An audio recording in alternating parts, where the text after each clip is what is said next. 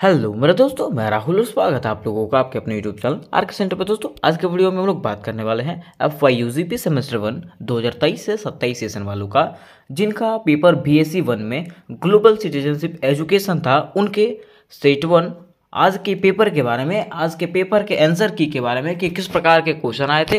और दोस्तों मेरे बताए हुए सारे के सारे प्रश्न इसमें से मिले थे, तो वो उन स्टूडेंटों के लिए इंपॉर्टेंट होने वाला, मोस्ट इंपॉर्टेंट होने वाला है जो सेट 2 का एग्जाम देने वाले हैं। ठीक है, जिनका एग्जाम 2 बजे से है, तो वो लोग मेरे वीडियोज़ को जरूर से जरूर देख ले, ताकि आपका एग्जाम में से कोई दिक्कत ना हो। ठीक है, तो चलिए जानते हैं कि आखिर सेट 1 में किस प्रकार के क्वेश्चन आए थे और क्या सेट 2 में भी आपका वही क्वेश्चंस आएंगे, उस प्रकार के क्वेश्चन आएंगे कि नहीं आएंगे। ठीक है, तो चलिए सबसे पहले हम लोग सेट 1 के क्वेश्चंस को देखते हैं।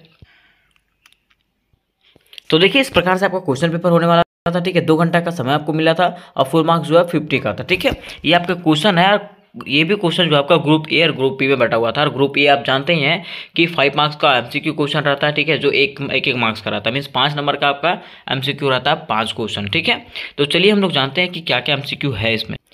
देखिए दोस्तों, इसमें से अगर पहले क्वेश्चंस की बात करें, पहला क्वेश्चन में क्या लिखा हुआ है, वैश्विक नागरिकता से आप क्या समझते हैं, वैश्विक नागरिकता किसको कहते हैं। ठीक है, तो मैंने आपको बताया था कि विश्व का नागरिक होना, क्या कहलाता है, वैश्विक नागरिकता कहलाता है। ये मैंने MCQ क्वेश्चन में भी बताया था। ठीक है, तो अगर आप लोग MCQ क्वेश्चन देखे होंगे तो इसको बना के आए होंगे, है ना। क्या क्वेश्चन क्या पूछा हुआ, वैश्विक नागरिकता, विश्व का नागरिक होना ही ना वैश्विक नागरिकता कहलाता है। मीन्स कहा जाता है कि जन्म के साथ व्यक्तियों को जो अधिकार दिया जाता है, मतलब हम लोग कह सकते हैं ना कि प्रत्येक व्यक्ति जो है ना विश्व का नागरिक होता है। ठीक है, और विश्व का नागरिक होने के नाते प्रत्येक व्यक्ति को चाहिए कि हम क्या करें, अपने पृथ्वी का, अपने विश्व के संरक्षण के बारे में सोचें। ठीक है, दूसरा क्वेश्चन लिखा हुआ, वैश्विक शासन की एक संस्था का उदाहरण दीजिए। वैश्विक शासन जो है ना, उसके एक संस्था, उसके एक गवर्नेंस का क्या करना, एग्जाम्पल देना है। तो UN हो जाएगा, WT हो जाएगा। ठीक है, इसका क्या एक संस्था है, किसका, वैश्विक शासन का।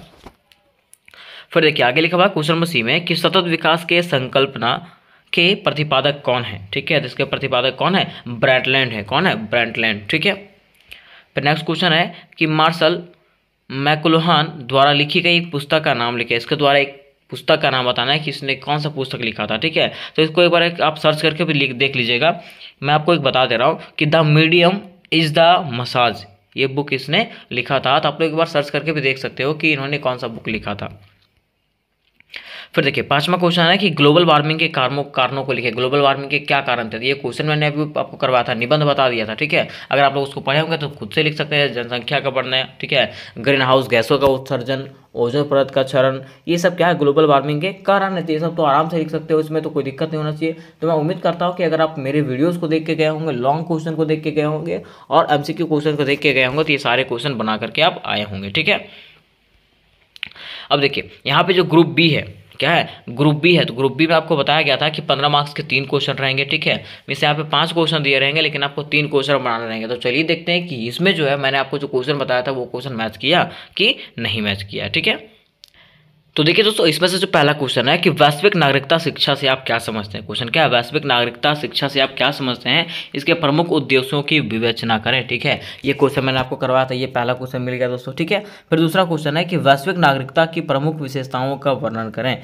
कि वैश्विक नागरिकता की प्रमुख विशेषता जो था उसके बारे में बताना है। ये क्वेश्चन मैंने भी आपको बताया था, वैश्विक नागरिकता किसको कहते हैं, उसी में मैंने आपको बता दिया था। ठीक है, तो ये दोनों क्वेश्चन तो मैंने करवा दिया था। फिर देखिए तीसरा क्वेश्चन ये तो मैंने नहीं करवाया था, तो ये छोड़ देते हैं हम लोग। फिर देखिए पांचवा क्वेश्चन ये भी मैंने बताया था कि वैश्विक शांति से आप क्या समझते हैं, वैश्विक शांति हम लोग किसको कहते हैं, इसकी प्राप्ति के लिए अंतर्राष्ट्रीय स्तर पर क्या क्या प्रयास किए जा रहे हैं, ये भी मैंने आपको बताया था। ठीक है, तो 3 क्वेश्चन तो ऐसा ही मिल गया, 3 क्वेश्चन आप बना लिए होंगे। अगर आप मेरे वीडियो से देख के गए होंगे, मेरे चैनल से पढ़ के गए होंगे, तो आप बढ़िया से एग्जाम लिख करके आए होंगे। ठीक है, फिर देखिए एक और क्वेश्चन है कि पर्यावरणीय संबंधी वैश्विक समस्या से निजात पाने के लिए वैश्विक स्तर पर किए जा रहे प्रयासों का समीक्षा करें। ठीक है, कि पर्यावरणीय जो समस्याएं हैं उसे उभरने के लिए किस प्रकार के प्रयास किए जा रहे हैं उसके बारे में बताना है। तो ये क्वेश्चन भी आप अपने से बना सकते हो, लेकिन 3 क्वेश्चन जब मैंने मेरा बताया वो क्वेश्चन ही आ गया, तो फिर दूसरा बताने की जरूरत है, दूसरा बनाने की जरूरत नहीं है। ठीक है, आप वही क्वेश्चन को क्या कर सकते हो, बना सकते हो। ठीक है, तो उम्मीद करते दोस्तों कि आपका एग्जामिनेशन जो है बहुत बढ़िया तरीके से गया होगा, और उन स्टूडेंटों के लिए ऑल द बेस्ट जो सेट 2 का एग्जामिनेशन देने वाले हैं।